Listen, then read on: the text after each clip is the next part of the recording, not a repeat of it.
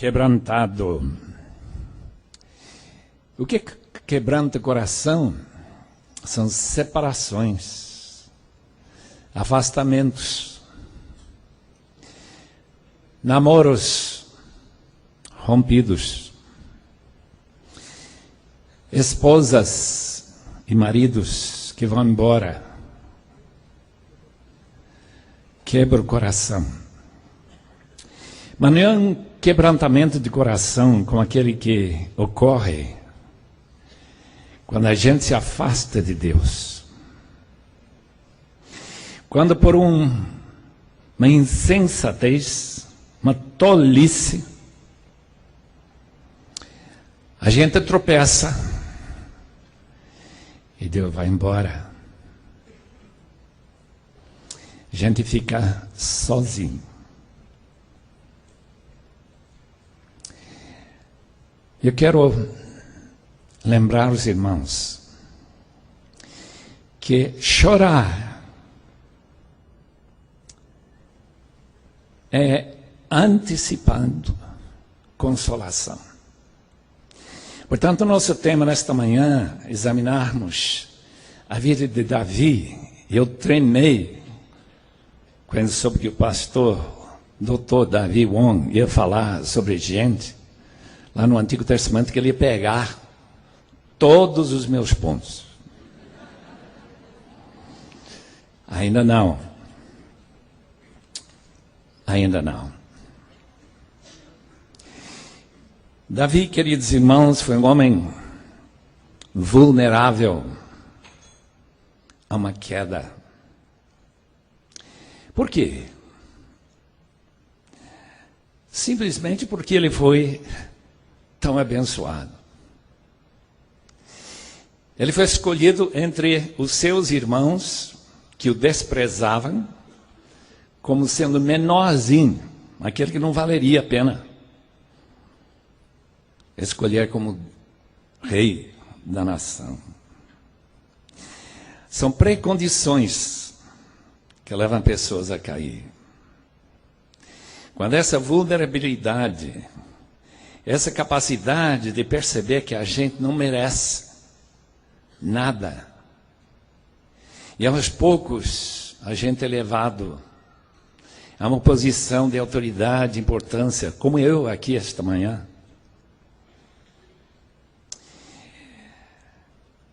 Os irmãos que começaram sua vida, sua carreira, uma choupana, chão batido, debaixo de goteiras, com dinheiro que falta, de repente, Deus lhe honra, lhe eleva e coloca lá em cima, embaixador do Rei dos Reis e Senhor dos Senhores. Davi era vulnerável porque ele foi escolhido por Deus e ele sabia disso. Ele foi ungido pelo profeta, ele sabia disso. Olhem para a sua vida, querido irmão, irmã, e para pensar que esperança você tinha há 20 ou 30 anos atrás de ser alguém apreciado, uma pessoa com uma certa autoridade e poder. Davi, segundo a palavra de Deus, palavras do apóstolo Paulo em Atos 13, diz: encontrei Davi, filho de Jessé, homem segundo o meu coração. Algo dentro do coração de Davi bateu uma sintonia com o coração de Deus. Tal como muitos corações aqui esta manhã. Deus está olhando para você como Ele olhou para Davi, com um sorriso. E não um sorriso escondido. E você sabe disso. Você sabe da falta de merecimento. Aquele constrangimento que Paulo sentia depois de ter visto Jesus na estrada de Damasco, que o leva a dizer que ele não é somente o chefe principal dos pecadores, mas é aquele que era o menor dos menores. Davi era vulnerável. Algumas precondições para uma queda que leva a quebrantar corações. Eu tinha alguns pontos aqui, se os irmãos querem ver, 2 Samuel capítulo 11. 2 Samuel capítulo 11. Eu creio que todos aqui conhecem muito bem essa história. Talvez já pregaram sobre aquela história.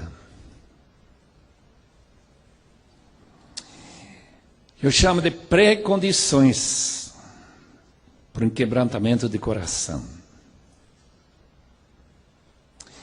Primeiro, Davi não está, como ele, durante anos de fuga das intenções assassinas de Saulo.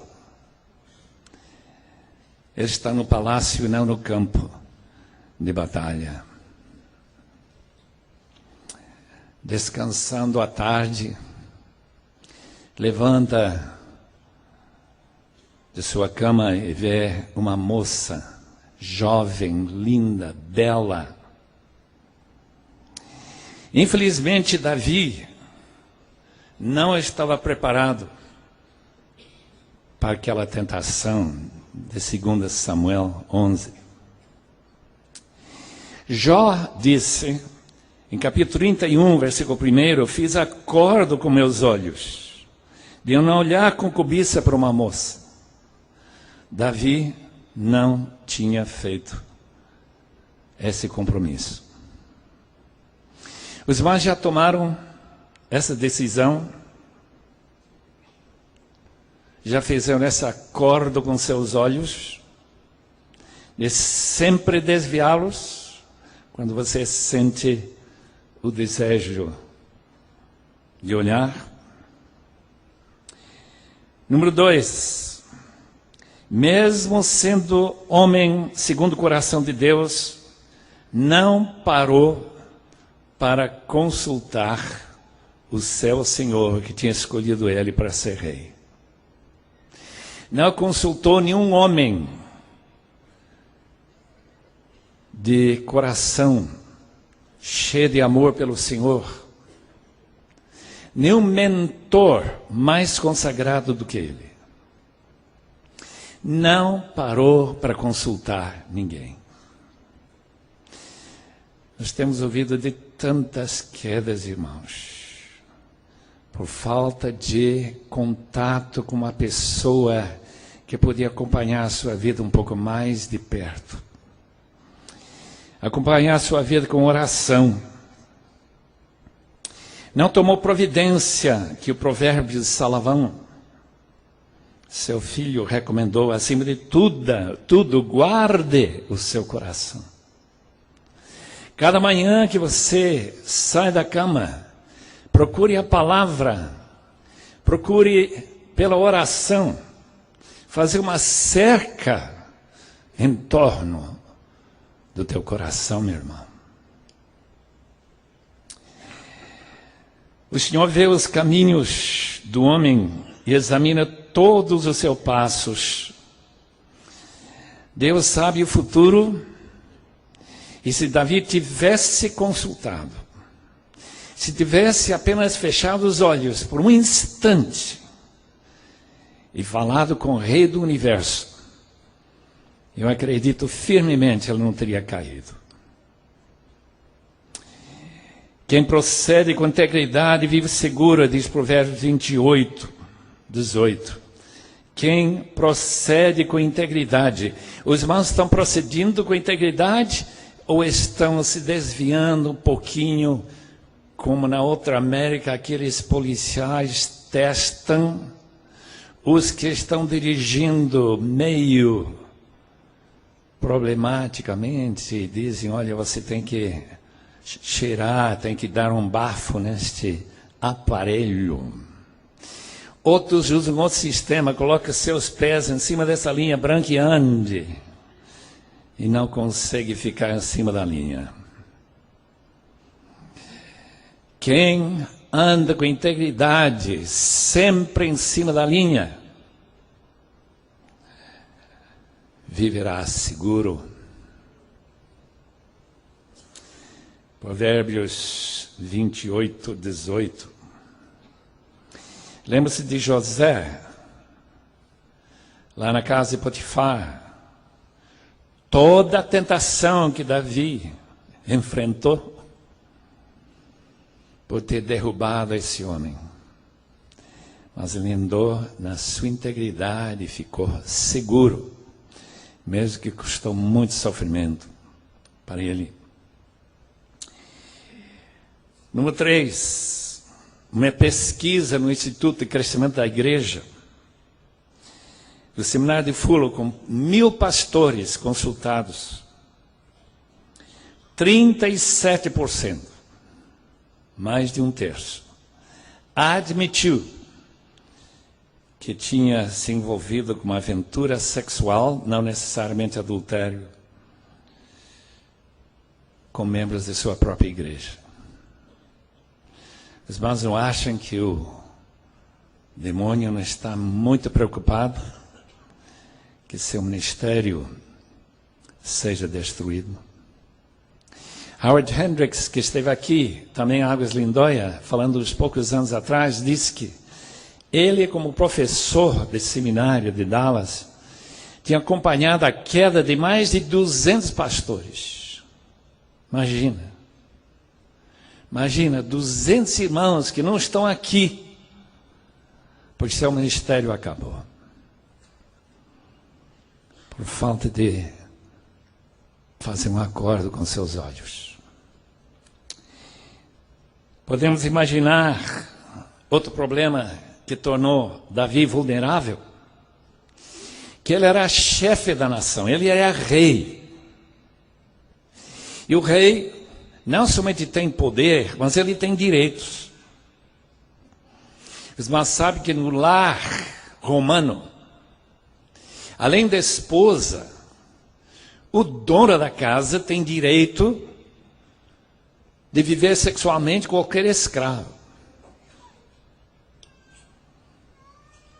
Davi era rei.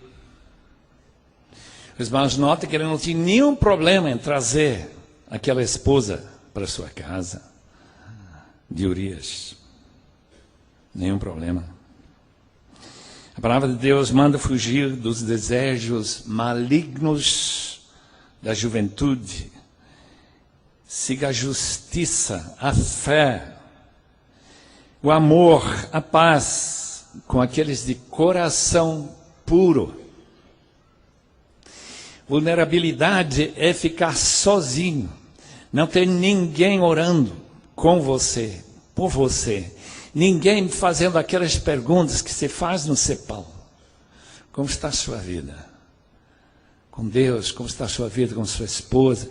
Como está a sua vida na igreja? Disse Paulo, entre vocês não deve haver nem sequer menção de moralidade sexual, nem mencionar. Nenhuma espécie de impureza, de cobiça, pois essas coisas não são próprias para os santos.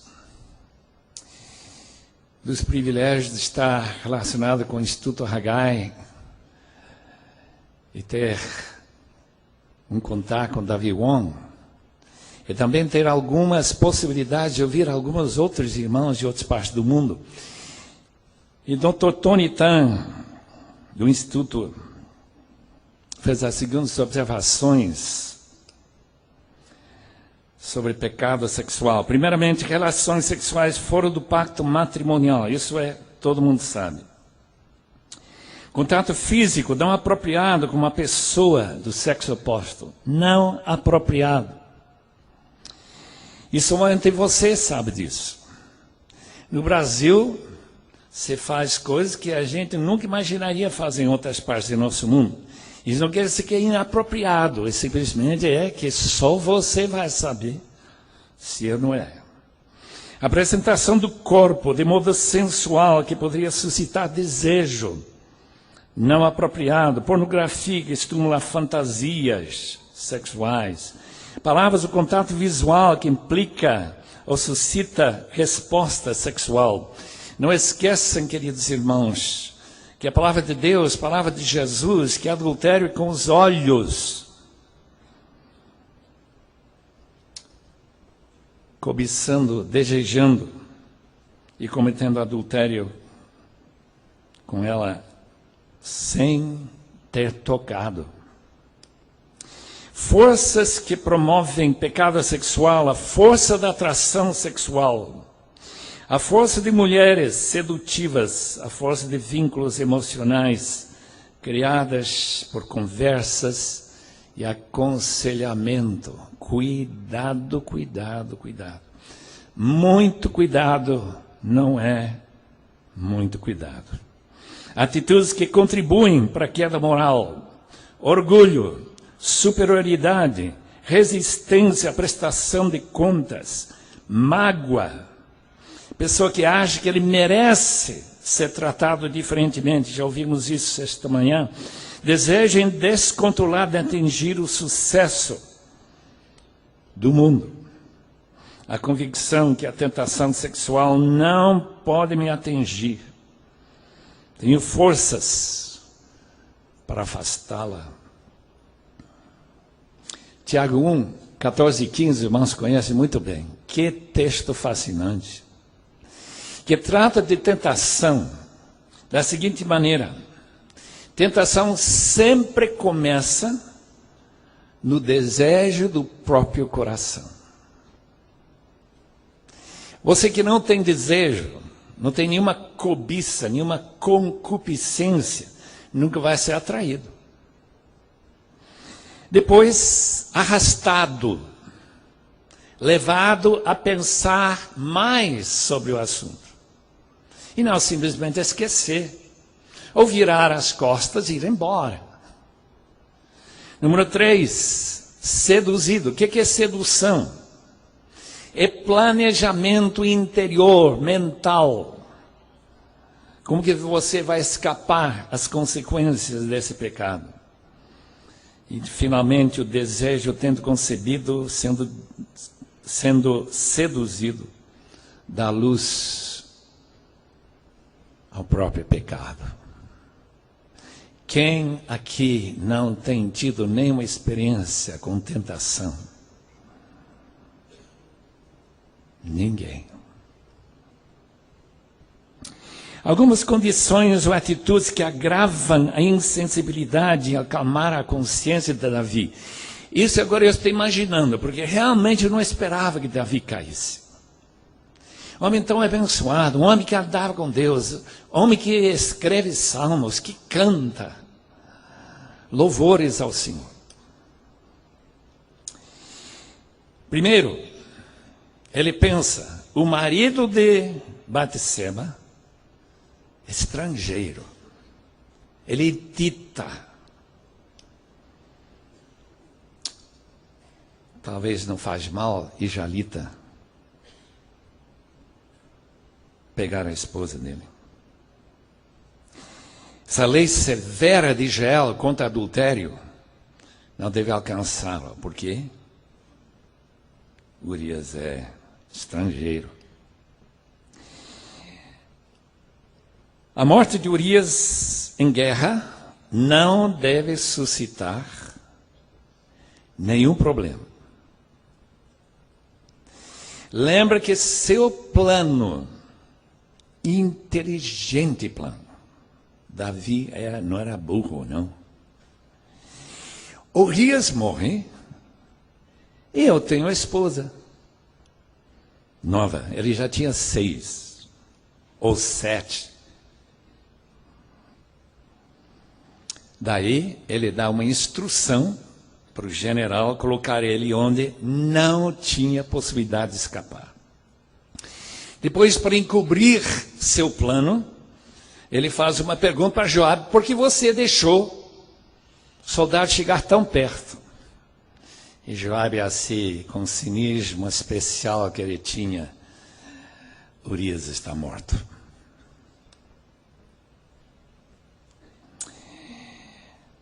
Interessante, por ter encoberto tão bem, Davi não sente culpa. Isso eu acho também estranho. Nas minhas andanças, corações quebrantados têm que ser suscetíveis ao sentimento de culpa. Que eu errei gravemente. Desobedeci à lei do Senhor, transgredi. Nada disso acontece. Davi, tranquilo, dorme, sono de bebê, mas Deus tem um plano.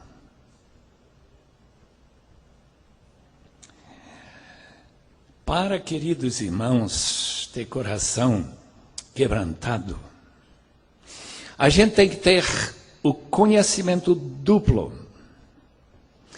James Houston, lá de Vancouver, fala bastante sobre esse conhecimento duplo. Tem que conhecer a Deus, não como o muçulmano conhece a Deus, como vingador, soberano, mas tem que conhecer a Deus como Ele realmente é. Mas também tem que conhecer a si mesmo. Por isso, conhecimento duplo. Esse confronto de Natã com Davi foi um confronto que fez com que Davi voltasse a conhecer a Deus como de fato Deus é. E agora eu quero ler o Salmo 51. Esta é a consequência desse confronto da parte do profeta, quando Davi, falando daquela cordeirinha, que aquele rico dono de rebanhos pegou do seu vizinho e preparou para um viajante que passou para lá, fez um churrasco, essa cordeirinha. Davi ficou indignado até ele dizer: esse homem tem que morrer. E Natã diz: você é esse homem. Deus não se importa quebrar corações. Se a pessoa é vulnerável, se uma pessoa valoriza esse relacionamento, se esse rompimento de relacionamento com Deus não seja permanente, se houver arrependimento. Salmo 51. Tem misericórdia de mim, ó Deus, por teu amor, por tua grande compaixão, apaga as minhas transgressões. Lava-me toda a minha culpa e purifica-me do meu pecado, pois eu mesmo reconheço as minhas transgressões e o meu pecado sempre me persegue. Só contra ti pequei e fiz o que tu reprovas, de modo que justo é a tua sentença e tens razão em condenar-me. Sei que sou pecador desde que nasci, sim, desde que me concebeu minha mãe. Sei que desejas a verdade no íntimo e não encobrir. E no coração me ensinas a sabedoria. Purifica-me com hisopo, ficarei puro. Lava-me e mais branco do que a neve serei. Faz-me ouvir de novo júbilo e alegria, e os ossos que esmagaste exultarão. Esconde o rosto dos meus pecados e apaga todas as minhas iniquidades. Cria em mim um coração puro, ó Deus. Renova dentro de mim um espírito estável. Não me expulses da tua presença, nem tires de mim o teu Santo Espírito. Devolve-me a alegria da tua salvação. Sustenta-me com teu Espírito, com o Espírito pronto a obedecer. Então ensinarei os teus caminhos aos transgressores, para os que pecadores se voltem para ti. Livra-me da culpa dos crimes de sangue, ó Deus. Deus da minha salvação, e a minha língua clamará a tua justiça. Ó Senhor, dá palavras aos meus lábios, e minha boca anunciará o teu louvor. Não te deleites em sacrifícios, nem te agrades em holocaustos, senão eu os traria. Os sacrifícios agradam a Deus, são espírito quebrantado, um coração quebrantado e contrito, ó Deus, não desprezarás. Meus irmãos, cheinho do conhecimento de Deus e repleto de conhecimento de si mesmo. Conhecimento duplo. Posso só mencionar rapidinho, o tempo avança. Quando Davi reconheceu que pecaram contra o Senhor, como é dito em versículo 4, dá para reconhecer que ele pecou contra Deus e somente contra ele. Uma vez reconheceu que a condenação de Deus é justa, também versículo 4, que qualquer sentença que Deus aplicaria seria justa e totalmente merecido. Homens com coração quebrantado não tentam fugir da culpa. Não criam defesas falsas e furadas. Uma vez que Davi reconhece que somente Deus podia absolvê-lo, ele disse: lava-me de toda a minha culpa e purifica-me do meu pecado. Nada que Davi pode fazer tirará as manchas do seu coração. Ele não pode oferecer sacrifícios, nada disto vale para Deus. Ele já estava antecipando o que Hebreus diz em capítulo 9, versículo 9, que nenhum sacrifício de animal vai encobrir do pecado.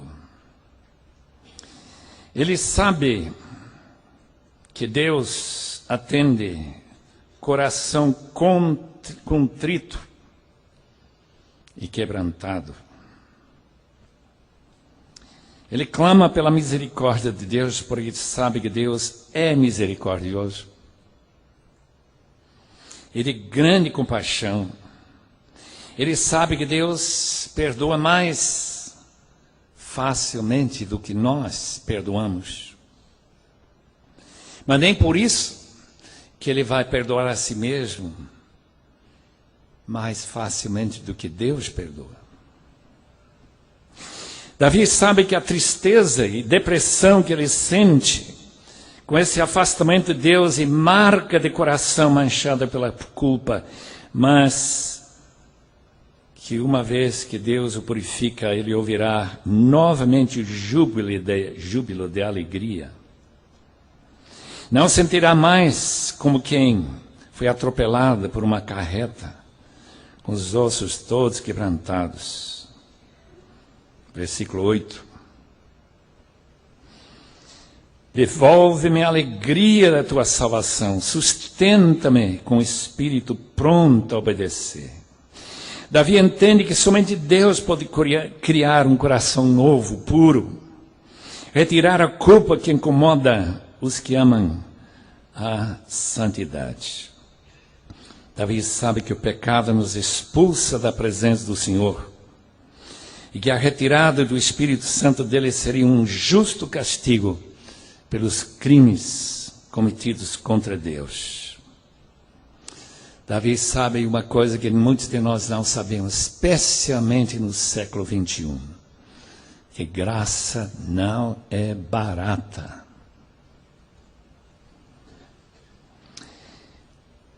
Davi conheceu a si mesmo. Ele sabe de maneira totalmente inegável que ele é pecador, transgressor. Nenhuma desculpa. Ele sabe que a culpa é dele e não dos seus pais. Não é de sua esposa ou das esposas. Não é porque Batseba foi tomar banho à plena vista dele. Nada disso. Ele não culpa Adão. por ter natureza caída.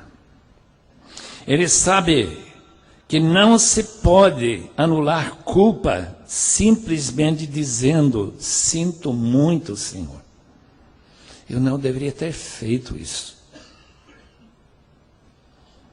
Ele sabe que a natureza pecaminosa é uma realidade desde que nasceu. Defeito de fábrica, meus irmãos. Defeito, uma inclinação para o mal. Esse pecado de Davi não foi o único pecado que ele cometeu. Sabe que a corrupção interior é misturada com falsidade, hipocrisia. Que Deus procura honestidade, transparência.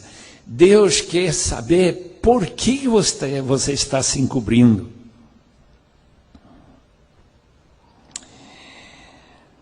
Quando Elo Stegen, que alguns aqui conhecem pessoalmente, eu nunca ouvi esse irmão falar pessoalmente.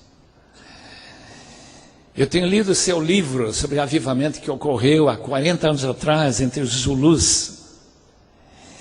Mas o quebrantamento dele foi tão radical, tão tremendo, que a reconstrução do seu coração deu para Deus usar aquele irmão de uma forma tão extraordinária, que vale a pena saber o que aconteceu e como aconteceu. Ele estava culpando Deus, estava culpando os outros membros da sua igreja, não serem espirituais, não buscam a santidade. Os seus jovens eram tão mundanos como qualquer outro jovem. Até um dia em que, numa reunião de oração, ele levanta para fechar a janela, porque tinha chefe da polícia, chefe do correio ali jogando tênis. E quando ele está fechando a janela, vem uma voz e diz: Elo, se você fechar essa janela, eu fico no lado de fora. Daí, choradeira e choradeira. Visão de Deus e visão de si mesmo. O que aconteceu? Eu vou ler como ele descreve. Nem ao menos mencionamos hoje em dia o que aconteceu, porque as pessoas não entenderiam e pensariam até que o conto de fadas.